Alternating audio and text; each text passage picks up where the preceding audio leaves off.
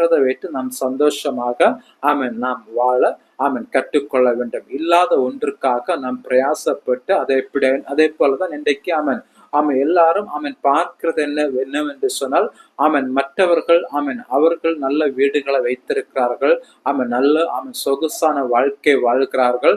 அவர்களுடைய வீட்டில கார் நிற்கிறது, அவர்களுடைய வீட்டில பைக் இருக்கிறது, இன்னுமாக அவர்கள் ஆடம்பரமாய் வாழ்கிறார்கள்.